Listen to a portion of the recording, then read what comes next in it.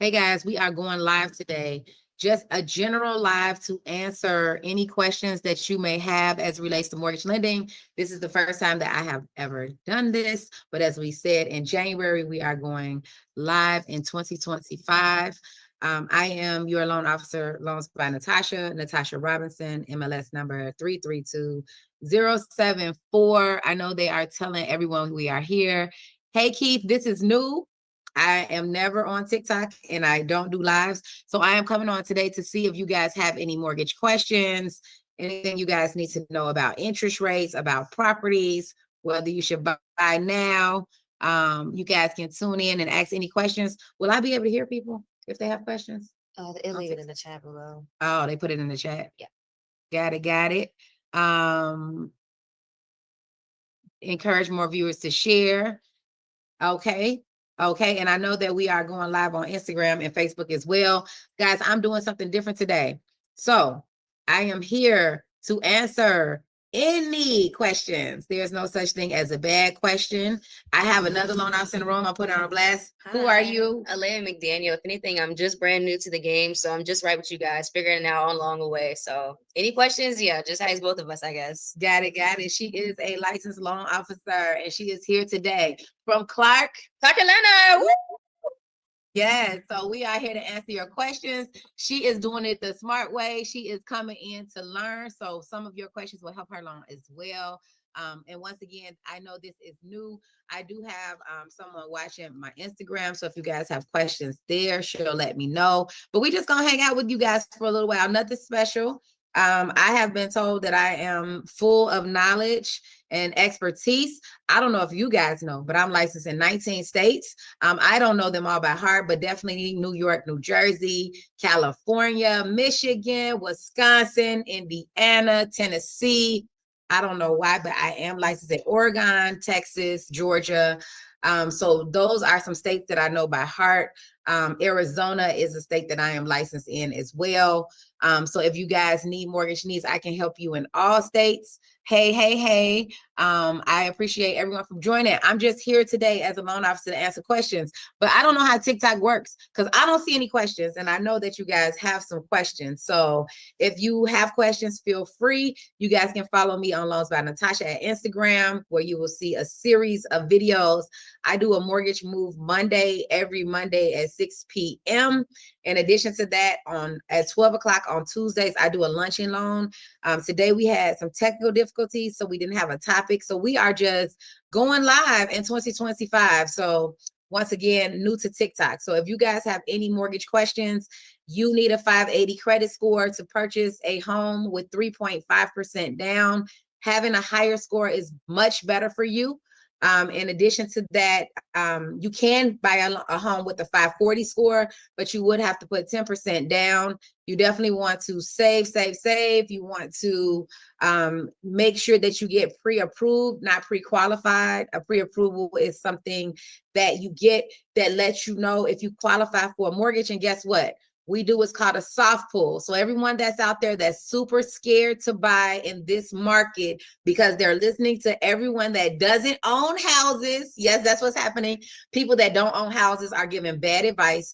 If you can afford a mortgage, you should buy, because after 30 years, guess what? It's going to be paid off. Right? And what do you want when you retire? A paid off home instead of paying off my house, because I'm a landlord and I do have tenants that have been there for years. There is nothing wrong about renting. It's not a problem if you did it, and you do it, it's okay. But now you have the education to become a buyer. Minimum credit score 580. Prefer you have a 660, 680. A lot of my people out here in the world that's making six figures, the first thing we want to do is live downtown and get a Range Rover. Right? I've been there, done that. I'm from the west side of Chicago.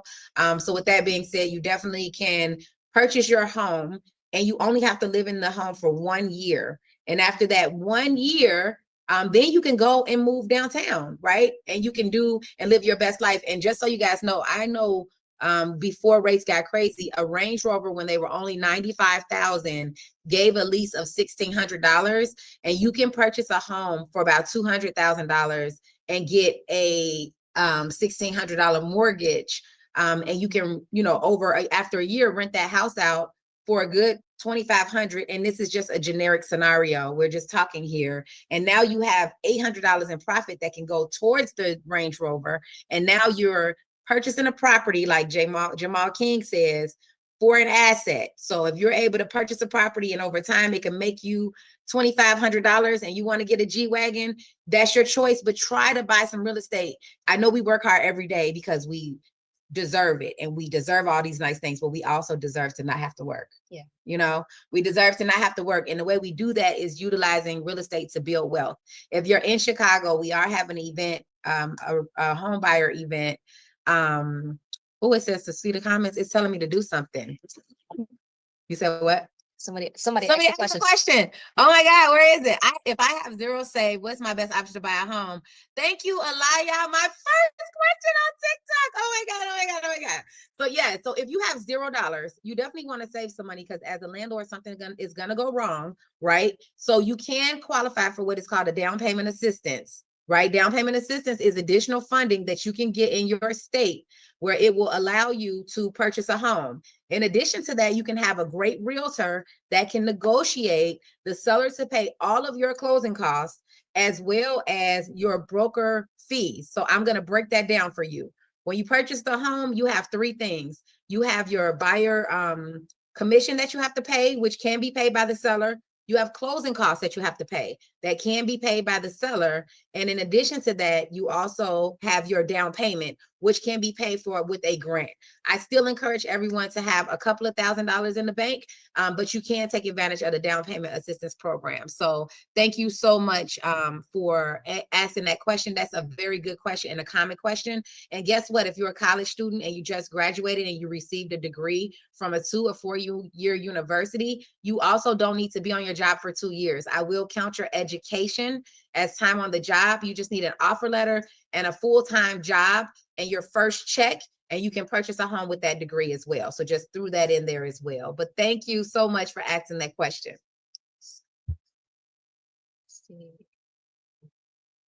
Got it. Well, once again, we are here to answer any questions that you may have as it relates to lending. Thank you for sharing my live. Alaya, I really appreciate you. I hope I pronounced your name right. But I really appreciate you. If you have any more questions, definitely let me know. Mortgage questions. Do you have a mortgage question? I would say I would want to talk about when is it better to do an FHA loan versus a conventional loan. Everybody, I guess, for me, associates FHA like, only the low down payment or you don't have the best credit score. But as you're saying, to have even a 720, that's not even good enough nowadays. Like it has to be different. So when in the best scenario should it be FHA over conventional? So the question was, when should you get an FHA loan versus a conventional loan? An FHA loan is a government loan that will allow you to purchase a home with a foreclosure within 3 years, with a bankruptcy within 2 years. So FHA will allow certain circumstances that conventional may not allow. In this market, 740 is kind of like your runner score for a conventional loan to get the best of the best of the best. You only need a 620 credit score for a conventional loan, but to get the best pricing and the best interest rates, you're at a 740. So to answer your question, the best time to get an FHA loan versus conventional is when the payment makes the most sense. We had a scenario today where the client had a 720 credit score. She was purchasing a 3-unit property. She really wants to go conventional. Well, the interest rate on the conventional was about 7.3, 7.5%. It was a $600,000 property. If she was to go FHA, her mortgage payment was $450 cheaper. This is someone that is selling their house in Chicago, only plan to live here for a year, but want to take advantage of house hacking, right? I'm a house hacker. That's somebody that purchases a property and lives in it, and they put the lowest down payment and sometimes gets free money, down payment assistance to get in that property, right? So she knows she's only going to be here for a year. So my advice to her is to go FHA. Why? Because her payment's going to be $500 cheaper. She's going to have a little more fees, but she's moving to Texas next year and she's purchasing an owner-occupied property in Texas. So she's never going to be able to refinance this property as owner-occupied. So she'll probably never get the 6.125 rate that she's going to get instead of going conventional. So different strokes for different folks. Rates are much lower for a single family conventional than they are for a 3-unit. But in this client situation with a 720 credit, it was better for her to go FHA because she was going to be saving $500 a month on a $600,000 3-unit property. So to answer your question, it depends on the payment. It depends on the circumstances. On both loans, if you don't put 20%, you're going to have what's called mortgage insurance. Mortgage insurance is what you get when you don't put 20% down. So the mortgage insurance factor on FHA is 0.55. That's a recent change in the past couple of years. On conventional, it's based off your credit score and your debt to income ratio. So in her 720 circumstance, her mortgage insurance was going to be factored at 0.78. So her interest rate was over a point lower, 1.25 lower, and her mortgage insurance was probably another $100 lower. So she was saving $400 or $500 just by going with that conventional versus FHA. So it depends. Conventional, my loan limit on a conventional 4-unit is 1.4 million, whereas my loan limit on an FHA loan is 1.1 million. So you have more buying power in the conventional world as well. So you have to utilize the programs. You just got to have a good loan officer, because you got to utilize the programs the way it works best for you. Another thing is conventional only requires 1 year taxes sometimes, where FHA requires 2 years. So once again, we utilize the programs based on the needs of the client. Yep. Awesome. Any more questions? I see everybody's jumping in and joining because they see that we're awesome and we're amazing. But does anybody have mortgage questions? Do we have anybody on here that thinks that they thinking they want to buy a house, they're under contract, Owns a home. they own a home, you're in court, you got building violations, you need a renovation, refinance? Yes, we offer those as well. But we are here today to answer any questions that you may have. Emeka, any questions on Instagram? See, I can't see them. If I could see Instagram, I would be calling my people out. I know more of my Instagrammers than I do my TikTokers. True.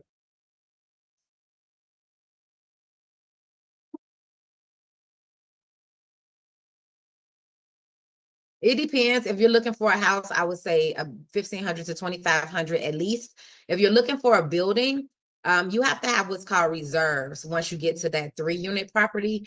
And reserves are mortgage payments. And mortgage payments, if your mortgage is $3,000, you would have to have 3 months reserves. So that's $9,000, but that could be in the whole life insurance policy. That could be in the stock market. That can be in all different directions that, it can be for you. Yep. So as long as you have, it just depends on what you're doing. But if you're just purchasing a house, I would say 1,500 to 2,500. Keep in mind the hard part about rents, about owning versus renting, is when your furnace breaks down and you own, you got to fix it. So you definitely want to have access to some okay credit, so you can get credit cards if you get an emergency. Or you want to have access to a little bit of cash because something can go wrong, right? So keep that in mind. The world isn't perfect, but what we do is we prepare you, we make you gladiators, so you know what you're working with going into a situation like this. But I would say 1,500 to 2,500 at bare minimum you want to have in your bank account to get the party started. Yep. Anybody else have a question? We see some gift badges. I got another question. Does student loan, or the debt, does that affect, my being pre-qualified? Because I know a lot of people out there got student debt, like that's nothing new. But in the terms of trying to buy a home, how does that affect, or does it? Got you. So student loans does affect your ability to purchase. If Donald Trump stopped income-based repayment plan, so I'm old, y'all, though, but I just paid off my student loans last month for my master's degree. I had a full ride tracking scholarship, thank God, for my undergrad. But student loans, if you're on an income-based repayment plan, in a conventional loan, if your payment is 0, that's totally fine on an income-based repayment plan. If it's FHA, your payment has to at least be $1 in order for us to use the plan. If you are not on an income-based payment plan and you're still in school, your student loans are deferred, we will take 0.5% of the balance. You owe $200,000. I'm going to use $1,000 as a payment. So now when you qualify for a mortgage, your income versus your debt, I'm going to include the $1,000 payment for the student loan. So I'll break that down in numbers for you. So if you make $1,000, if you make $10,000 a month, and your debt to income ratio is we're going to take 50% of your income. So you will have $5,000 to spend on a house, and that will include your mortgage and your minimum credit card debt. If you have $200,000 in student loans, I'm going to take $1,000 away for that. If your car note, your insurance, and all of that stuff is another $1,000, I'm going to take $1,000 away from that. So now you'll have about $3,000 to purchase a house with, a monthly payment for a house. And that's pretty much how we calculate your income. So we do take 0.5%. But if you are lucky, if you are setting up your student loans and you set up an income-based repayment plan, we can utilize the FHA if it's at least $1. And if conventional, we can use the $0. So that's when your programs are playing against you, because somebody else may have their payment at 0. So now they can't go FHA. They got 400,000 in student loans. So now I got to count 0.5%, which would be $2,000. So that will eat up most of their buying power. But if they had good credit and they could go conventional, then we would be able to get them approved for the conventional loan with the $0 IBR payment. IBR is income-based repayment plan. You'll also hear about IDR, which is income-driven plan, right? And I see all my joiners. I need some questioners. Who else has some questions? Everybody got questions. Everybody needs to know what is going on in this mortgage world. No questions over there, Mecca?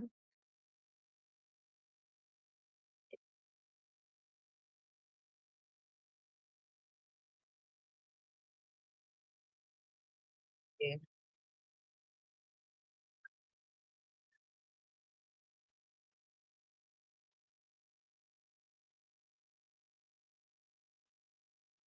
Keep running for so many years and then finally buy a home in their 30s. Like, what would be the benefit of buying it in your 20s instead? So I'm glad that you asked that question, because my young people right here, she like, oh, we want to travel. We don't really know where we're going to live. So we don't know if we want to buy. So my top 3 things is, number 1, you want to buy what you can afford. Right. So we already know you're going to move around, and just like you're moving around, your equity is moving around, and it's generally moving up based off the past trends. So I always tell my little brother story. He wants to live downtown so bad. Oh my God, I want to live downtown. So I made him purchase a 3-unit property in Bronzeville. He lived there for actually 2 years. And then he was able to move into Anima, which was the great luxurious building. And with the in-ground pool doorman, he has 2 dogs. He didn't like it that much. After 1 year, he moved back into his building. But guess what? He has $300,000 in equity because he did not wait until it was time for him. It's time for you to buy when the mortgage makes sense for you versus rent. So if you're going to go downtown and pay $3,000 for rent, but you can have a $4,000 mortgage on a building that's bringing in another $5,000 in rent, and you're living free, that's not a bad way to start off your journey, right? So number 1 is definitely buy what you can afford. You don't have to buy your forever home. So when you're purchasing a house, stop thinking it has to be your forever home. I know you're watching TikTok, Instagram, social media, everybody living their best life. I just saw one of my clients, love her. She just purchased a G-Wagon the other day. She's 21 years old. She already owns a condo in Miami. She's out here killing the game. She's 21. She bought her first condo at 20, and it's all the way up from there, right? And I would say my third thing is to stop listening to what you think. I know a lot of my HBCU young folk, you guys are very smart. My son is at Howard, and I cannot believe like the level that he is on at 19 versus where I was at 19 is on a whole another level. And I know you guys have the ropes, and you think you can, you got it, and you rolling, and you're going to roll with the punches, but you can never go wrong with owning. If you check the trends of real estate, it's only up, and then you can gain equity, and you can utilize that equity to do whatever it is that you're trying to do and where you're trying to go. And remember, if that property doesn't work out, you can always sell it as well. So you can buy, you can sell, but renting, I know it seems to be more stable for my younger folks, but at the end of the day, you can be put out your home, your rent can increase. So the only way you can guarantee where you're going to live is by owning your particular property. So definitely keep that in mind as well. And yeah, I purchased my property, I think at 23 or 24. And I rented my first apartment before I turned 21, and I've never rented since then. And I moved from one place where I lived in the building with my tenants. Then I ended up getting a 2-flat that was duplexed up, hardwood floors. Then I ended up purchasing my single family where I am now. And I say this too, and I don't say this in sadness, but I still have never lived in my dream home. Like, I don't live in my dream home yet. I work every day. My dream home is going to be something with a boat dock, offer some water. And I feel like I don't need my dream home until I don't have to clock in every day at work. That's how I feel, because I want to be able to enjoy my dream home and live in it. But I am looking to purchase it now so I can rent it out until I actually am ready to move in, so I can lock in at a lower price, something that I can afford. So great question. But for all my millennials, what's the next name for y'all? You're not a millennial, I'm right? Gen Z. Okay, Yeah. Gen Z. Okay. Yeah. So for all the Gen Zs, definitely buy if you can afford. All you need is your degree, one pay stub, and if you purchase a multi-unit, I recommend you get a property manager. Don't take on responsibilities that you don't know how. You can budget into somebody to help you manage the property and learn how to do what it is that you're trying to do.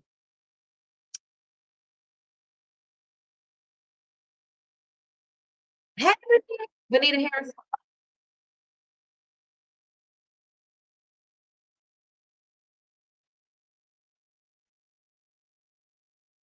Yeah. So the only time your mortgage can increase is if you're in an ARM. An ARM is an adjustable rate mortgage that can adjust after the term, right? We don't really sell those that much anymore. Back in the day, an ARM rate, if the interest rates were 6%, you could jump and get you an ARM rate for 3% for 5 years. You really weren't going to stay there that long anyway. So it worked out for people. Now, based off the trend, the interest rates on ARMs have been pretty consistent with what the interest rates are today. So if you have a 30-year fixed mortgage, the only way your payment can go up is if your taxes and your insurance go up, right? Your payment can also go down if you have monthly mortgage insurance and you're in a conventional loan, or you put 10% down on the FHA loan and you've dropped the monthly mortgage insurance. So on conventional loans, you can lose the monthly mortgage insurance. Is what you get when you don't put 20% down. FHA, the only way that goes away is if you do a 15-year term or if you put 10% down. So yes, your mortgage can go up if your taxes insurance go up, but your mortgage can go down if your mortgage insurance goes down as well. So you're pretty much locked in on that interest rate for 30 years if you take a 30-year fixed rate. Great question. Thank you, Benita. I feel like it's some more questions. Y'all know I don't go live. And when I'm at these seminars, I have so many questions. They have to cut me off and I have to go back and talk to people in the back room. I have to go and talk to people in the back room so that way I can get all your questions. So we are here. You guys are going to be seeing a lot of me this year. My New Year's resolution is to sit at my desk. So I'm going to be in my office more, and I'm going to be doing more lives for you guys so that way I can get back to you right away, be more efficient. And just drop all of these gems. I'll be sharing my day with you, all of these hard scenarios. Let me tell y'all about a scenario I have right now that is going on. So the client, I got a million scenarios, but this scenario, the client is doing a renovation loan. On a renovation loan, we're going to give you tomorrow's value today, right? So we're appraising the property. Appraised value came back short. That really doesn't happen for me. But the discrepancy here is that the appraiser didn't realize that the attic is going to have a bedroom. So right now the attic is not being counted. It's 577 square feet. And we're making it a bedroom. And guess what? It's above grade. So that bedroom is going to count. So my appraiser is appraising my property for a as 3+1 bedroom, 3 baths instead of 4+1 bedrooms with 3 baths. I mean, with the 2 baths. So keep in mind, I'm losing $12,500 in value over this one bedroom. So what I like about myself and my lender, what we do is we can do a reconsideration of value. So what I did was I went in, I read the report. I generally don't do this, but this week I try to learn something every week. So this week I'm learning how to read appraisals, even though I don't like reading all those numbers, but that was on my schedule for this week. So I went in and I checked the appraiser and I noticed that the appraiser is off. And I think that we will get value. So we are in the process of waiting on the reconsideration of value to come back, but the appraiser is requiring a sketch. So my agent had to basically handwrite to show the stairs and show the attic. So hopefully I'll be sharing with you guys the news pretty soon that we got value. We're going to get that deal closed for my 2 amazing agents. And we're going to get it to the finish line and we're going to go from there. But once again, sometimes it's not easy, but it's not about how we got there. It's about getting there. And we're going to get that client to the finish line, right? I have another scenario. The client didn't really have a lot of money, but she had really high hopes and dreams, higher hopes and dreams that I've ever seen. But if you want to dream with Natasha, I'm going to dream right back with you, right? So this is her third property that the seller has walked away. She was locked in on a Smart Buy IDA grant where they were paying off $40,000 of her student loans. She's on Section 8. Section 8 in Chicago is called Chicago Housing Authority, and she's locked in with them. So they're going to pay her mortgage for 15 years or give her $20,000. Well, she needs both, right? But her mortgage that they're paying is like $2,200. So I cannot let her lose them paying $2,200 for 15 years just for $20,000. Like, that's just like her leaving wealth on the table. Like, what is she going to do in 2 years? Right. So Section 8 came out with a program for 5 people. They were going to give $20,000 to, had to be in a program in addition to pay their mortgage. She was able to get the $20,000 from them. They're going to pay her mortgage. Now she missed the deadline for the Smart Buy. So we sent it back to IDA and we begged them. So right now, IDA is considering allowing her to keep her $40,000 in student loans that they're going to pay for her. So once again, I'm dreaming with the client, but I really think it's going to come through with her. So hopefully this seller won't be as shady as the other 2 sellers that she had. And then she'll finally get to the home, get into the property. But she's a client that has very minimum money. She is purchasing a single family. Not only is she getting into a house, but she also has Section 8 going to pay her mortgage for 15 years. And I'm going to teach her how to pay her mortgage off in 15 years. So when she's done getting it paid for, she's done. So she doesn't have to spend the next 15 years of her life trying to figure out how she's going to afford her mortgage. So I know that was a long story, but these are the things that happen in my life as a cover girl model over here doing the loans for the clients. So I told y'all TikTokers don't ask questions. I thought y'all was gonna prove them wrong. Yeah. What's going on? Instagram. Where my questions at? I know y'all have questions. Y'all call me every day. I got 92 people to call back to answer questions. No questions? All righty. Well, that's going to be my live for today. Thank you guys for joining. Thank you to the purple shadow person and the 2 other people that have been on here for all of this time, consistently for the whole time. Thank you, thank you, thank you. I am Loans by Natasha. On Instagram, I am your loan officer, MLS number 332074. I am licensed in 19 states, here to service you. And I'm going to let you give your exit. So McDaniel helping out Natasha Robinson, trying to make the brand even better than before. So yeah, that's all we got for today, guys. And she is a licensed loan officer, and she is here to ask a lot of questions. So when you have a loan officer that's new but asking questions, you got a loan officer with 30 years. So definitely give her some love, some loans, and some support. But we are going to tune out here, guys. You have an amazing day, and thank you so much for tuning in. Thank you all.